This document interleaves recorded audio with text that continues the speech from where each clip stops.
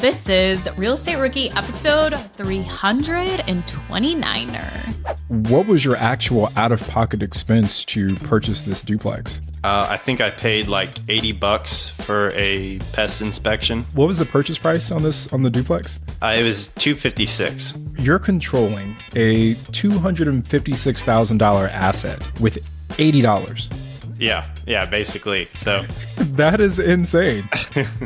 My name is Ashley Kerr, and I'm here with my co-host, Tony J. Robinson. And welcome to the Real Estate Rookie Podcast, where every week, twice a week, we bring you the inspiration, motivation, and stories you need to hear to kickstart your investing journey. And every once in a while, Ash and I bring on a guest where we both get to kind of learn something new. And today was one of those episodes where we learned a lot about a special type of loan that allows you to have $0 down, no PMI, and potentially no closing costs if you can negotiate the right way. But you also had to serve in the military, and thank you to anyone who has served. We really appreciate your service. This episode is for you, or if you know anybody that has a military experience, or maybe your spouse or significant other even.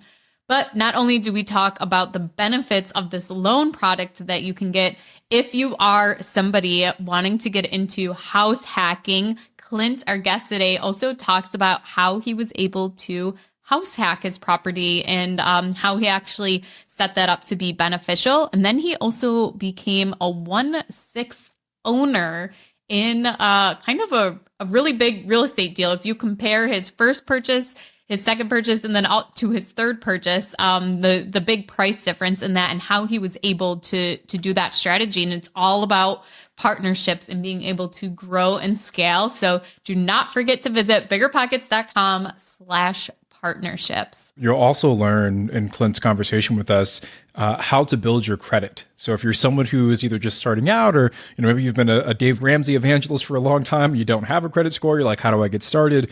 Clint is going to give you the answer and how he did it in his own life. So really excited for you guys to hear what Clint has to say. Well, Clint, thank you so much for coming on the Real Estate Rookie Show today. Tell us a little bit about life before real estate. Yeah, so before real estate, I was probably junior or sophomore year in college. And basically, I knew I wanted to get into real estate. I just didn't really know how at the moment. What ended up happening, it was like perfect timing. I was in college, going to school. I'm in the Air National Guard, so I was getting my school paid for. And so I didn't have many expenses. I was also living at home. And then, this opportunity popped up where I could go on a deployment. And so I volunteered to go on this deployment and, went on a deployment for, I think it was 9 months. I was in, Jordan for 2 months or 8 months, and then I was in Kuwait for 2 months. That allowed me to save some money and everything. And then I was able to, start my process and actually looking at real estate and kind of really taking a hold of it. And with that money you had saved, why real estate?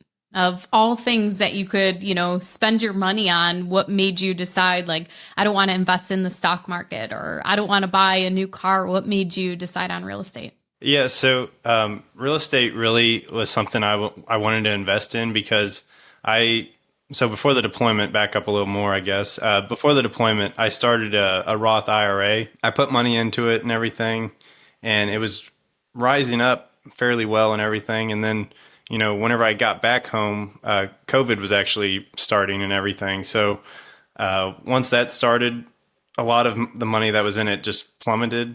And I understand, it'll come back up and stuff like that. But I wanted something that was a little more secure. And real estate, in my opinion, is an investment that I know what it is. Like I know, how many bedrooms are in a property. I know how to fix it up and stuff. With a IRA or anything like that, I don't have any control, I feel like, over like what I'm investing in. So I just kind of wanted the control aspect, I guess. And what was kind of your goal as to how much money to save? Well, so whenever I was on the deployment, basically I was just saving as much as I could. I was an E4, so I wasn't making a whole lot of money in general. I think it was like $38,000 tax-free. That's what I made over those 9 months. But along with that, I think I spent maybe $3,000 over those 9 months. So I was able to save up quite a bit of money. whenever I came home. And then that's whenever I was really starting to look into, buying a property. Well, Clint, thank you so much for your service. We really appreciate it.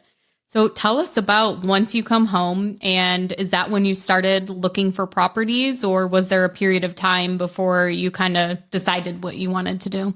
Yeah, so I really didn't know what I wanted to invest in. My whole mindset at the time was I'm going to go home, buy a property, and then, then I'll be out of my parents' house and everything. And so that's kind of what my motivation was at the time. I wasn't really thinking about it as like an investment. And on the deployment, we had lots of downtime and stuff. So whenever I wasn't doing anything, I would just be on Zillow or Realtor.com looking at properties. I would find all kinds of properties and save them, even though I was like 4 or 5 months away from actually being able to be back home. And those properties would be sold and everything by then. So it was just constant, hold on the market that I was looking at. And once I got home, I tried to actually like make an offer on a property. But first I wanted to get pre-qualified and everything.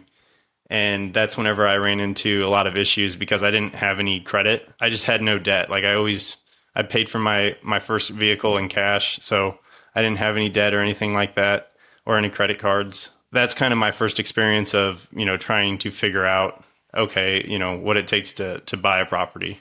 So what actually shows up on your credit report when you have no credit? Is it just zero, or does it show like super low? What does I have no credit actually look like, I guess? Yeah, it basically just says like NA. So there's nothing there. Okay. And so in my, the banker that I was using, he goes, it's either, it can be a good sign or it's, a terrible sign. So fast forward a little bit, I guess. Whenever I started the job I'm working now, I kind of learned about credit. And then from there, I was actually able to, get a credit card and start working on that. Clint, I want to touch on a little bit in a second here how you actually built that credit up to put yourself in a position to start buying real estate. But I just want to take a step back here first. There's a lot of Dave Ramsey evangelists, that love everything that Dave Ramsey has to say. And, Ash and I talk about this a lot, that there's a lot of validity in what he says about managing your personal finances, living, below your means and not being financially irresponsible. However, unless you make millions of dollars a year, tens of millions like Dave Ramsey does, chances are you're probably going to need some debt at some point in your life, right?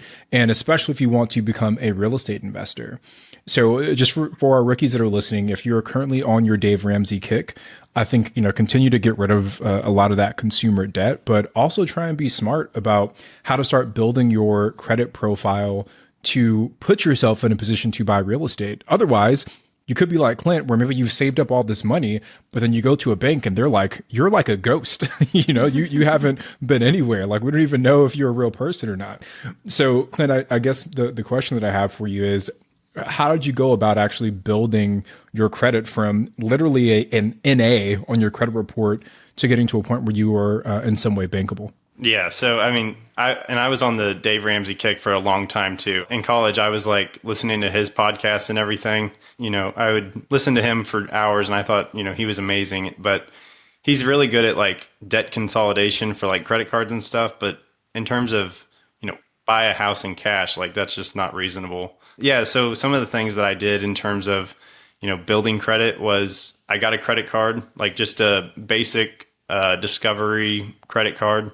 I think my credit limit was like $500, so super small. I had that for about 6 months before I actually, started to receive a credit score. I don't honestly know the other factors, but it took 6 months for me to get my actual credit score. From there, I just kept, spending about 20 to 30% of that $500 or so. Then you pay it off at the end of the month every time and just don't let it, stack up or anything like that. Tony, I just want to touch on quick too, and Clint, since you're kind of sharing this journey about it, is to maybe somebody's never even looked at what their credit is. And one way to do that is to sign up for a free account at someplace like creditkarma.com, or you can actually pull your credit once a year, I think it is. And you can pull it yourself. You go to, I think it's, I don't know, just Google pull my credit through a government agency, and make sure it's like .gov website you're going through, and you can pull your credit yourself, and it will show you everything on there, and you're able to do that once a year, and it will not have any impact on your credit.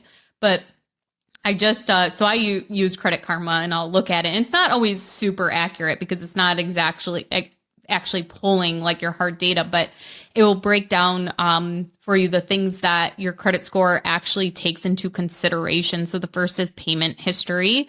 It's showing that you consistently made payments. The next is credit card utilization. So that if your credit limit on your credit cards is, say, maybe between 3 credit cards, you have $10,000 available. And the rule of thumb is you want to stay under 30% utilization of whatever that is. And then derogatory marks. So if you have anything in collections, you have late payments, bankruptcies, credit age. So if you've opened a credit card 10 years ago and then you decide to close that, you no longer have that 10 years of credit history. And now all of a sudden you have 1 year of credit history. So it takes that into an account. And then also the total account. So, how many credit cards do you have open? How many student loans do you have opened? And then also hard inquiries. So this is usually when a financial institution will pull your credit report. The more hard inquiries you have, then the more it can impact your credit score. And then there's also soft inquiries where it doesn't make an impact at all on your credit score. Ash, that was a great breakdown. And I really encourage everyone to be using Credit Karma. Side note, I like wrecked my credit score like last year because I had an electric bill or a gas bill from one of my properties in Shreveport, like the very last one that I sold off. And they sent the final bill to the property.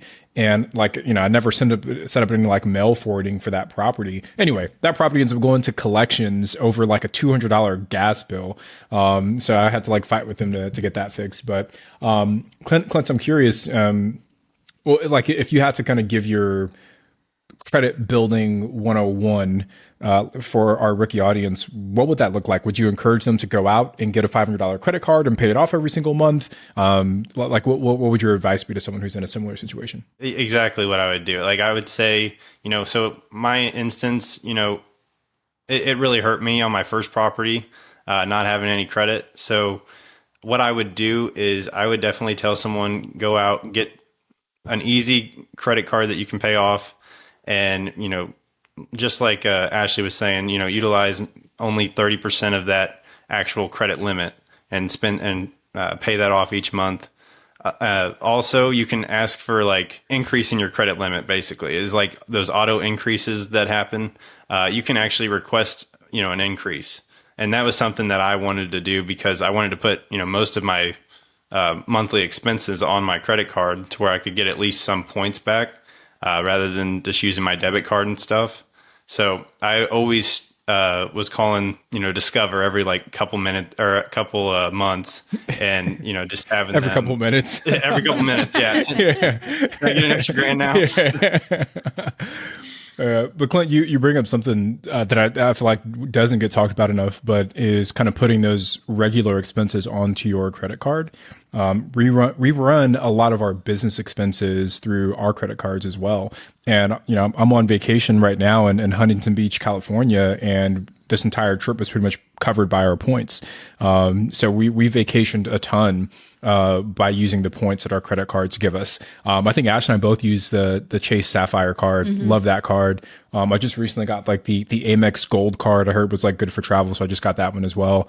Ash, I think you have the Southwest card too. You've got like a couple. I've got like 8 of them.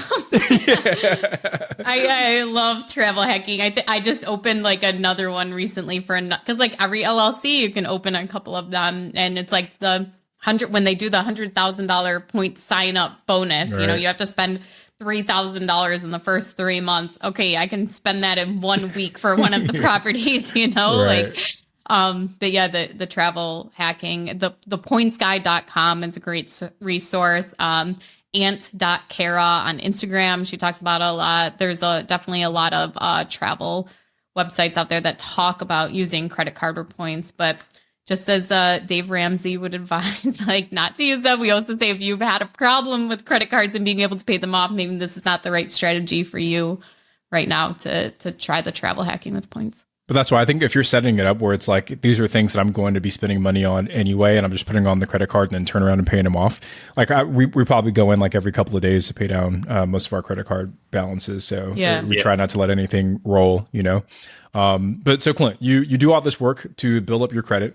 How long after that first credit card I guess, how long does it take before you become, I guess, like credit worthy to actually get a loan on a property? Well, so the second I showed a credit score after having it for 6 months, it wasn't a good credit score. It was like in the 640 range, somewhere like that. And I was actually closing on a house. I want to say it was like 3 months after I showed a credit score. So I think, and with the VA loan, like the lender I used, they can kind of dictate what their credit limits are and stuff like that. But their requirement was a 620 credit score at the time. So I basically kind of snuck in there with the 620 or the 640. But yeah, I also just got more credit cards as well. I have the Chase Sapphire, and then I also have like the Chase Freedom, I believe, for like daily spending. But I know that you could like pair those up together to where you have both of those points. And so that's what my girlfriend and I are actually doing in December. We're going to go to Europe, and we have about $1,000 in points that we can go spend. So that's something. Awesome. That's super cool. Just get more streams of credit are definitely. It's a lot easier to build your credit whenever you have multiple credit cards. Yeah, we're gonna have someone leave a review in the podcast saying, "I took the advice from Clint, Tony, and Ashley, and I'm $100,000 in credit card debt. This is the worst podcast ever." But I also am going to Europe for 3 weeks, all paid for. So Clint, I want to go back to that first deal, right? Because and help me just kind of understand the timeline here. So you're saying that you got that first deal about 90 days after your credit report finally showed something. Am I understanding that correctly? Well, so that would be the property I'm currently in. My first property was whenever I didn't have any credit. I had just come home from the deployment, and basically my brother and I were going to move up to Colombia at some point. So we were like, okay, well, let's find a place. And we were looking around. We couldn't really find anything. So we decided to rent in Colombia. But then after we signed our lease and everything, a property popped up in Colombia. It was a 2-bed, 1-bath, just condo. And it was priced at $76,000. So it was pretty cheap. And wait, sorry. And Clint, when you say Colombia, are you talking about like Colombia, the country in South America, or is this like a state? Sorry, no, Columbia, Missouri. Oh, gotcha. Yeah. All right. Yeah, no. Two very different places. Yeah, very plain here. You mean you don't know Missouri, Tony? Never heard of Columbia, Missouri. Okay. All right. Gotcha. Yeah. So basically, we moved up to Columbia, Missouri, and yeah, we signed a lease. Then we found this property. It was very cheap. So my brother and I were like, okay, well, let's try to buy it and make it an investment property before we even, have our own property. And so we viewed the property, and then we actually, said an offer that they accepted, but we weren't even pre-approved. This was like our first time going through this whole thing. So they waited on us to get like a pre-approval letter for like 5 days or so, which now you wouldn't be able to do that. Now the market's so crazy, Yeah. but, at the time, yeah, we ran to our bank, and then they were like, it'll be, since you guys have no credit, it'll be 20% down. And we're like 20% down on a $76,000 loan. Like it was annoying, but we did it. And it was like a 3-year ARM at like 4.5%. So we were doing that, and we got a tenant in like the next, I think it was like a week after we closed, and we got a tenant in, and then they were paying that mortgage. And I think we were only cash flowing like $25 each. It wasn't much because it was that 3-year ARM. Explain what an ARM is and the 3-year ARM. Yes. So basically with the ARM, you have a set rate for, it was a 4.5% interest rate for those first 3 years. And then after that, it kind of balloons up, and you can, pay the rest off, or you can just, refinance, so to speak, into whatever the current rates are for that. So I just want to comment really quickly because the ARM, the adjustable rate mortgage, is something that it's kind of the hate it or love it type thing, right? You see some investors who really hate the idea of an ARM because some of the, I guess the potential downside of an adjustable rate mortgage is, say that someone bought a property in 2021. Maybe they locked in like a 3% ARM and they were cash flowing, whatever, several $100 a month at that 3%. And now they had to refinance in, 2023 or 2024 when interest rates have gone up to 7 or 8%. I just closed a refi at almost 9%. It was like 8.7. That ARM now could potentially make that deal, negative cash flow and unprofitable. So there are some risks and some benefits with the ARM. I guess, Clint, for you guys, what made you comfortable? And I know this was your first deal, maybe you weren't even thinking this far, but I guess what made you guys comfortable with the idea of using the ARM for that first deal? So like I was saying, whenever I went on the deployment, I saved like $35,000. So 20% divided by my brother and me, it really wasn't a whole lot for me to invest. And so I felt, it was like, I think $7,000 for me, or 7.5. And so I was fine with just making that investment for, the 3 years. And our idea was, before the 3 years was up, we would just sell it for whatever it appraised at, and then, take our money and kind of invest into something that we actually, see long term. With the ARM mortgage, I've done a bunch of commercial mortgages. Well, even though they're not really called adjustable rate mortgages, they end up going to adjust after a certain amount of time of being fixed rate. So typically it's a 5-year fixed or 10-year fixed, and then they adjust, or the loan actually ends and you have to go and refinance on the loan, but it can go to variable.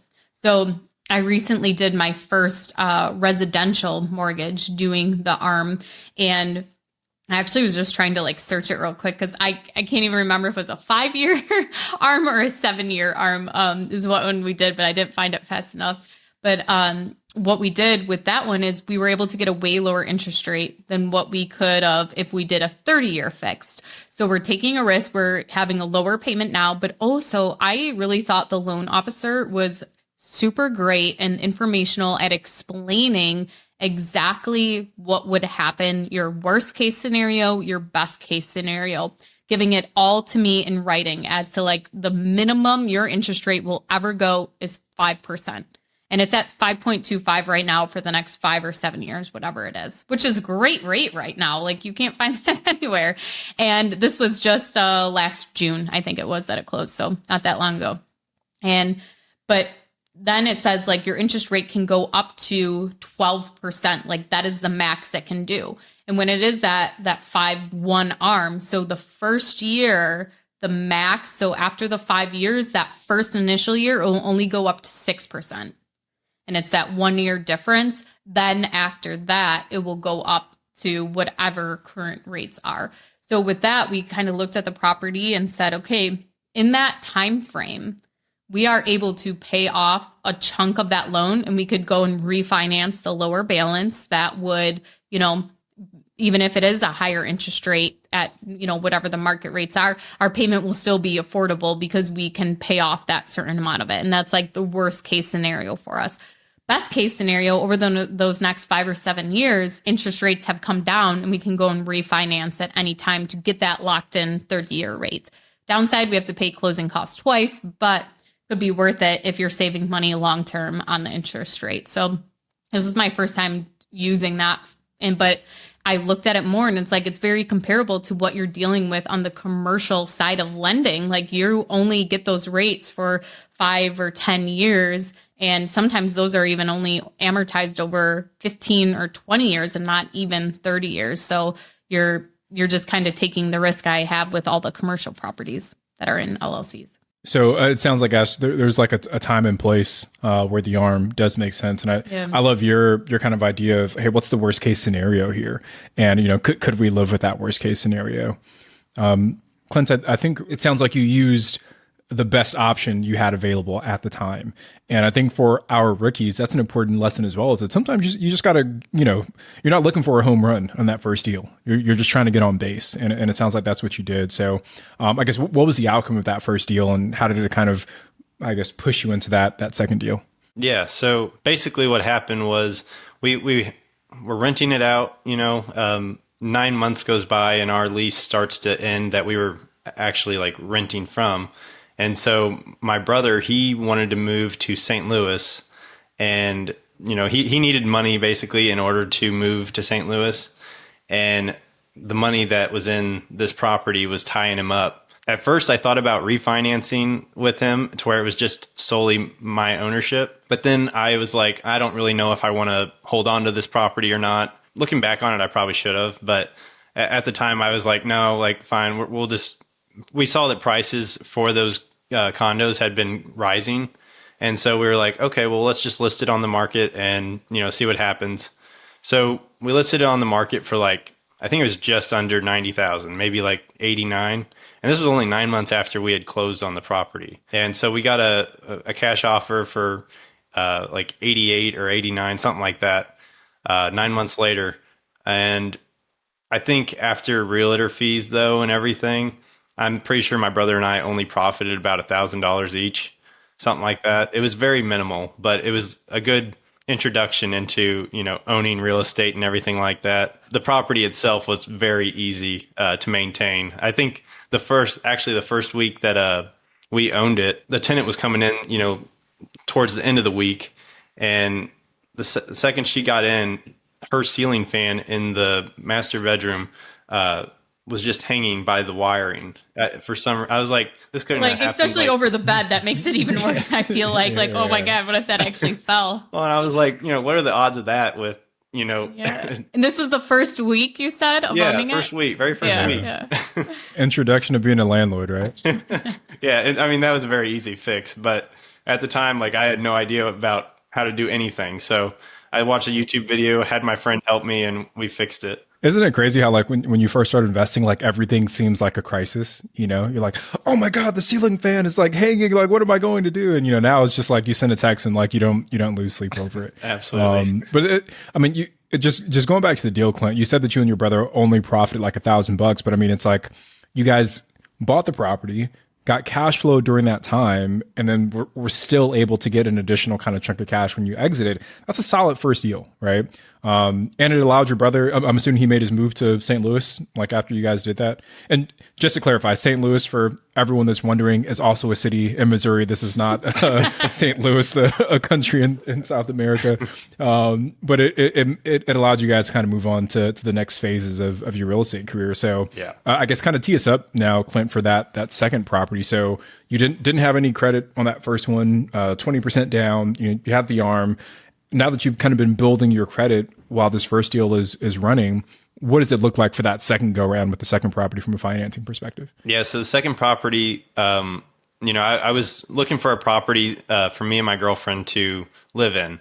And at the time I was just looking for a single family property. I was like, I just got to get out of renting, and if I'm paying my own mortgage, that's fine. Like, at least money's going to be coming back to me whenever I do sell. So I was completely fine with just buying a single family property, and we looked at a couple and we really liked them. But at that time with COVID and everything, you make an offer for, say the property's $250, you make an offer, and at the time the final purchase price would be like $290. And so $500,000, right? Something crazy. Yeah. So we were constantly getting outbid, and we were honestly getting really defeated about it. And I randomly saw a duplex, in Ashland, Missouri, which is just slightly lower than Columbia, Missouri. But basically it was a nice duplex, and it was for sale, and I checked it out. The only thing is that it was it was a bad road in order to get to Columbia where I work. And so I was like, I don't really want to do this. But the real estate agent said, oh, well, there's 3 on the other side of the highway, to where you don't have to worry about the road. And, there's 3 lined up, and that one has like a new water heater and new roof. So I was like, okay, well, let's go check it out. I didn't even go inside. I was just like, I walked, around the sidewalk, and then I was like, okay, well, let's make an offer on it and see where it goes, type of thing. So Clint, what gave you the confidence to, just look at the outside of the property and decide, like, I know what I can offer on this? I would say, for the most part, it might have been, I was looking at properties, single family homes, and I wasn't going to charge my girlfriend a whole lot for rent because has student loans and stuff like that. So I was like, don't try to justify it, Clint. You're playing favorites. Wait, no, I think what's funnier is that his reason for not charging her was because of student loans and not because it's his girlfriend. Well, she's trying to get ahead, and stuff like that. So you're a ruthless businessman, Clint. I love it. My cousin, she started dating this guy that had a duplex. And I was like, oh, that's so awesome. You're talking real estate investing. And then like a year later, she ended up moving in with him. And I was like, so you're house hacking now? And he's like, yeah, she has to pay all the utilities because I know she's going to be using more water and electric than me. He's like, I'm not going to make her pay rent, but I am house hacking because she's paying all the utilities. I was like, good job. But yeah, basically that was the whole thing. So I was like, okay, well, I want to keep her, I wasn't going to make her pay half the mortgage or anything like that. So and the second, I looked at this duplex, I go, well, half the mortgage will be paid right there. So it was a very easy decision for me to, just buy a duplex and then have the other side pay for most of my mortgage. And then I could, pay for whatever's left type of thing. So once you find this property, you fall in love with it, you submit the offer. How are you financing this? Is this another 20% down ARM? Is there another option that you've discovered? Walk us through that piece. Yeah. So I used a VA loan. The job that I work at right now, they Veterans United Home Loans.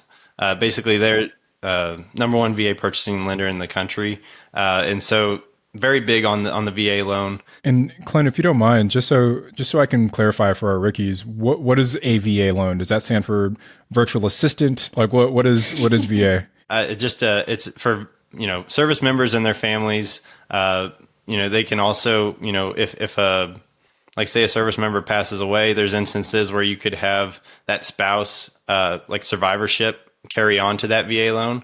So it's really just a chance to give service members and their families a chance to own a property and everything like that. More specifically, like single family homes, like it's meant to be a primary home for service members. And Clint, what are the advantages? Like why would a service member opt to use a VA loan versus a traditional FHA or all the other loan options that are out there? Yeah. So what interested me was with the VA loan, I didn't have to put any money down. Which meant that I could, use that money for renovations on the property and stuff like that, which would inevitably, increase rent and stuff like that as well. So it was really nice not having to really put a down payment down.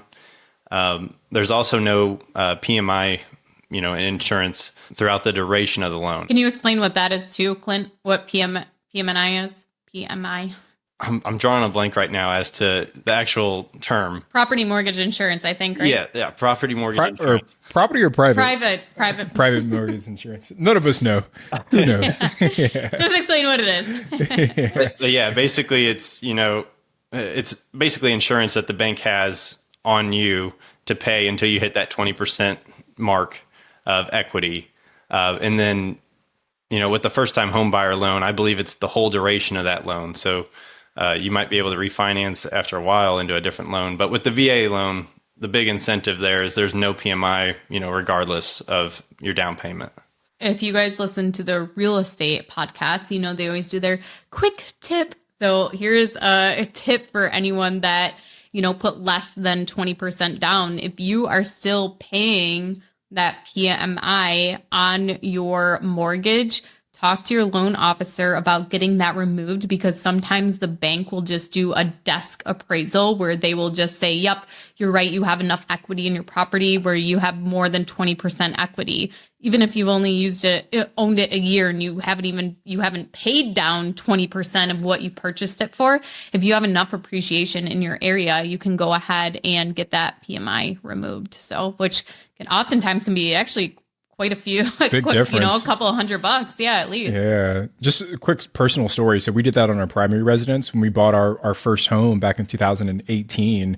It wasn't like a first time home buyer, but it was some kind of like loan assistance product from the builder. And we had PMI when we first got the property.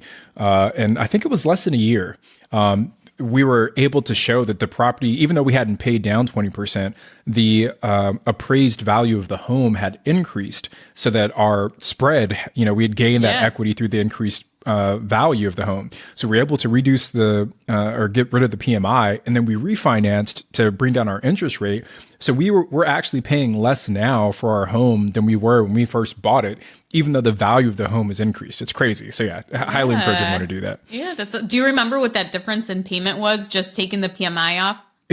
Gosh, I want to say our PMI it wasn't too much. Maybe it was like, $200 or something like that. But still, it's a big difference, Yeah. Yeah, absolutely. All right, so Clint, sorry, continue. So we're talking VA loan. So no down payment, which is fantastic. No PMI. Are there closing costs associated with this loan? Yeah. So with my job, I talk to potential buyers that are veterans and such. And a lot of them, they hear 0% down and they think, okay, like it's a free loan and I don't have to pay anything.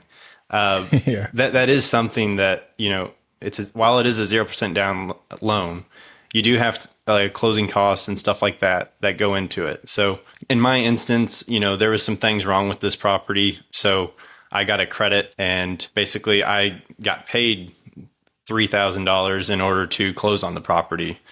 So I had enough credits from just the things that were wrong with the property. It didn't really matter if I didn't have any closing costs, luckily. But usually with a VA loan, closing costs can be a little more expensive, I would say, in terms of, conventional. But at the same time, you're still putting no down payment. So, and there's no PMI. So I think it's, something that veterans probably need to be more aware of. Also, this is really besides the point, but this is something that we see a lot, is a lot of veterans are scared to get their credit pulled because they're like, oh, I have a great score. I don't want to hurt my score. If you pull it once, it might affect your credit maybe 3 to 5 points. It's not like how the TVs advertise where, don't check your credit, it'll kill your credit. It's not that extreme. That's just a little extra thing, I guess. So, Clint, I just want to look at the numbers really quickly or kind of recap the numbers on this duplex. So with this VA loan, you had no down payment, you had no PMI, and you said you were able to get a credit from the seller to cover all of your actual closing costs.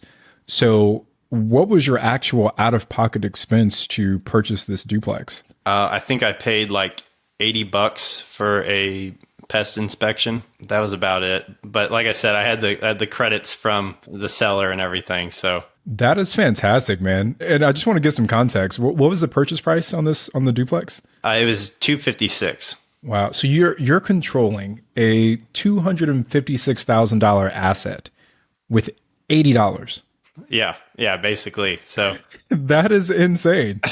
Yeah, I was very, looking back on it, this was one of the biggest blessings I could have asked for. Like I said, I didn't actually go into the property. And so I was, I just made an offer, without even viewing it.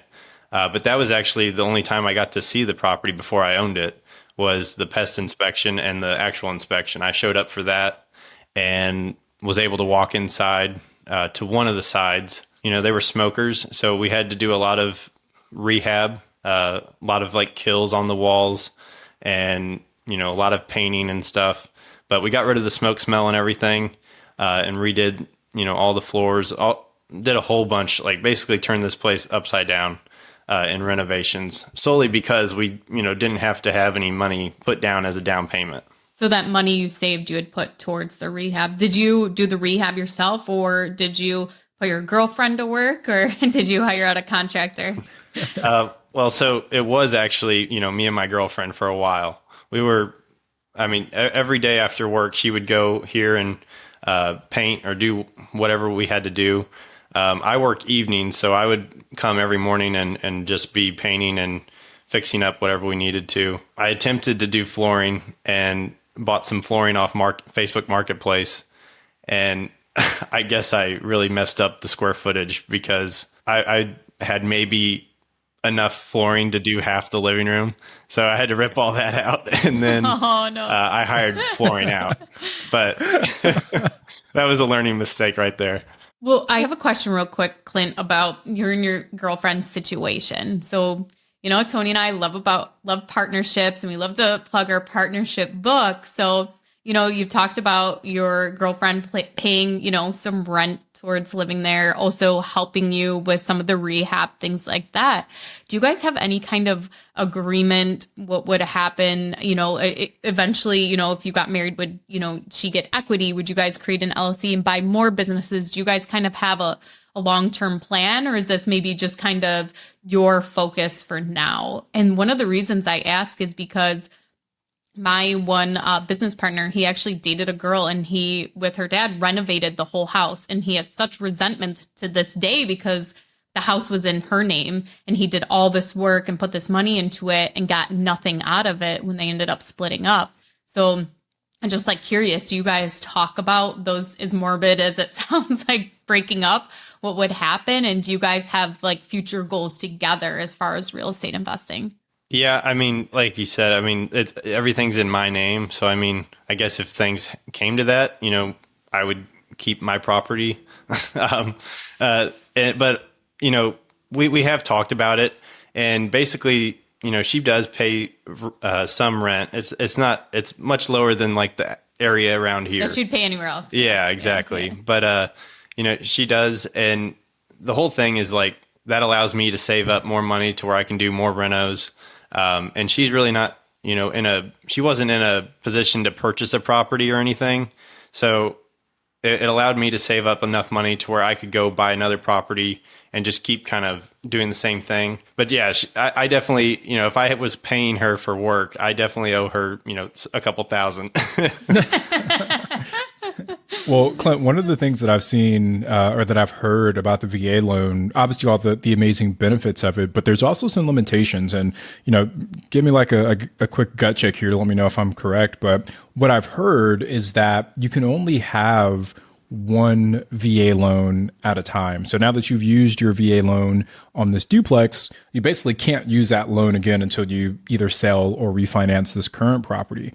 Have you heard that? Is that a correct, I guess, understanding of how the VA loan works? Basically, with the VA loan, you're allotted a certain sum of money. It's different from like a pre-approval, but basically you're allotted a certain sum. So I think in Missouri, it's $726,000. And with the VA loan, it has to be your permanent residence for at least a year. So after a year came, I started looking again into buying another property under the VA loan. Because like I said, if you minus, 726,000 minus my 250, like you still have over 500,000 left that you can use. So I was looking into more duplexes or single family or something like that. But yeah, you can definitely have two VA loans at a time. You could have, if you bought $100,000 property, you could have $700,000 properties. So I will say the funding fee can go up after you use it more than once. If you use the VA loan once, the funding fee whenever you're closing is like 1.6%. And then every time after that, it's like 2.3%. I believe that's right. But yeah, there's a lot of people that I talk to at work and they're talking and they're like, yeah, I used it back in, 1960. So I can't use it anymore.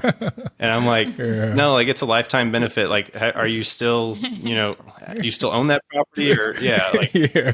So it's definitely something that, vets definitely need to know about. And I think that's something, that they could do in their future if they wanted to buy more than one property and everything, keep it under that VA loan.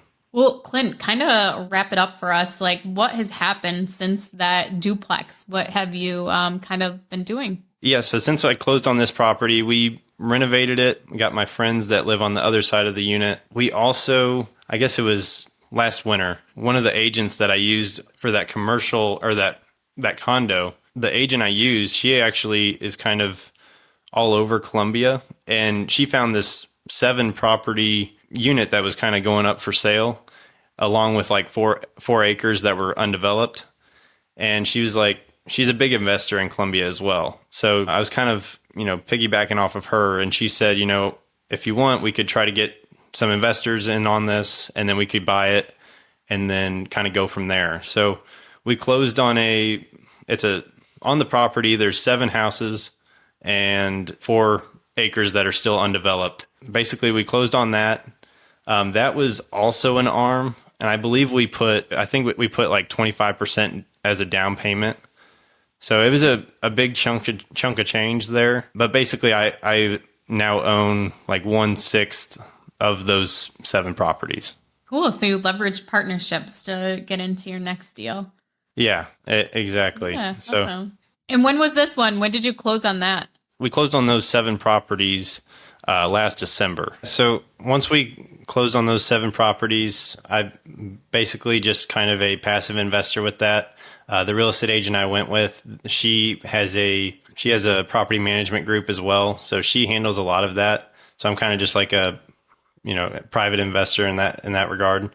But basically, the whole plan with that is after 5 years, we will refinance that the money that we've made in there, and then put it towards other properties in the future. But yeah, after that property, it just so happened that a property 2 houses down from me currently went up for sale. It's a duplex as well, and I thought it'd be perfect. They have a new roof on it, and then they had like a newer water heater on one of the sides as well. So I was like, that's perfect. That's a big thing, is I want to get away from the big ticket items that might cost a lot. But yeah, with along with that, like with the VA loan, I'm using that this time around as well on that property. If they would have had like a VA loan, I could have assumed that loan, which would have allowed me to get a lower interest rate. I think they bought it last year, so interest rates were lower then.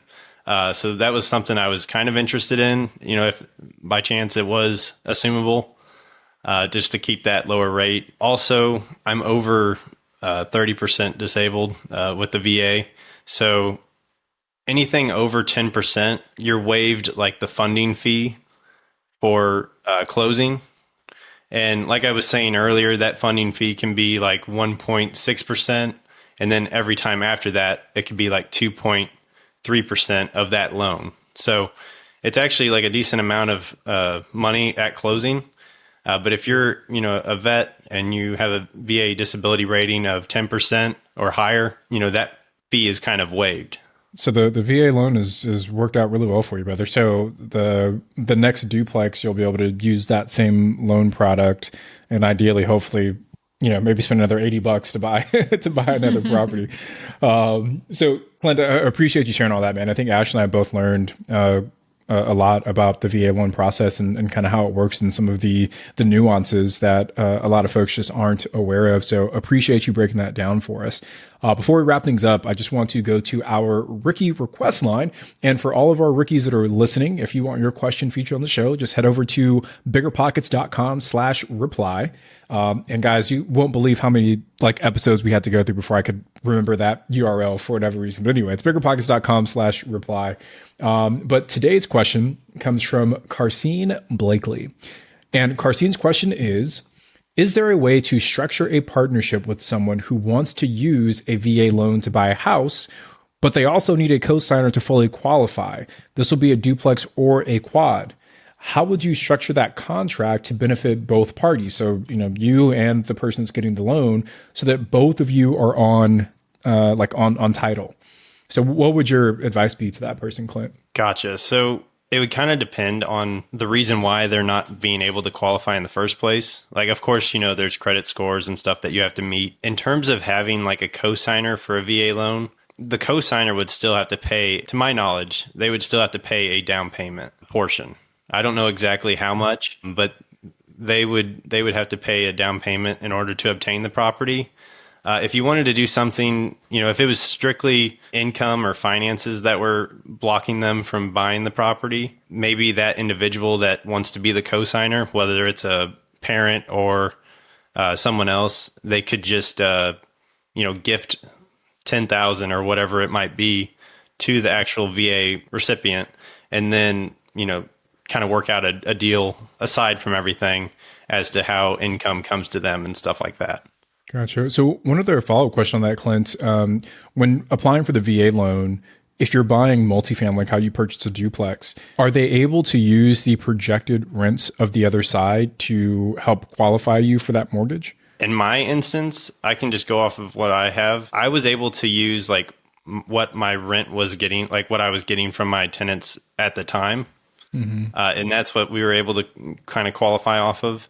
But I believe they can only, trying to think, I believe they can only accept, or well, at least my lender was 100% of, what the mortgage payment is. So say the mortgage payment is $1,500, but you're getting $1,000 each side in rent. I think they can only qualify up to $1,500 of that. That's just to my knowledge. I'm not 100% sure on that part. I've heard of some banks that similar to that, they'll do like a percentage of what the rental income is. Yeah. Of it. Yeah. All right. So before we finish today's episode, I want to give a quick shout out to this week's Rookie Rockstar. Today's Rockstar is Katie Avalos. And Katie says, closed on our fourth property and third property while living overseas, thanks to Bigger Pockets. My husband and I live in Germany because he is currently active duty military, and I've had the time to listen to the BP podcast, and I'm soaking up as much information as possible. The property's in Jackson, Mississippi. This is our first rehab out of the country. Please wish us luck. But while we keep the current mortgage and pay off the loan for the rehab, it'll still cash flow almost $300. So Katie, congratulations to you and your husband, and thank him for his service to our country. Clint, thank you so much for joining us and taking the time today to bring us your knowledge and experience in real estate investing. Can you let everyone know where they can reach out to you and find out some more information about you? Yeah, absolutely. And it is a pleasure being with you guys. I really do appreciate it. But yeah, you guys can find me on like Facebook and TikTok. I don't have every social media anymore just because it's a lot to keep track of. But TikTok, I actually do post every once in a while, like some of the renos that I've been doing on the properties. So if you guys want to kind of see what I do there, you can just go onto my TikTok as well. Okay, awesome. So if you'd like to give Clint a follow, you can check that out in the show notes. Clint, thank you so much for joining us today. We greatly appreciate it. I'm Ashley at Wealth from Rentals, and he's Tony at Tony J. Robinson on Instagram. And we will be back on Saturday with a rookie reply. Still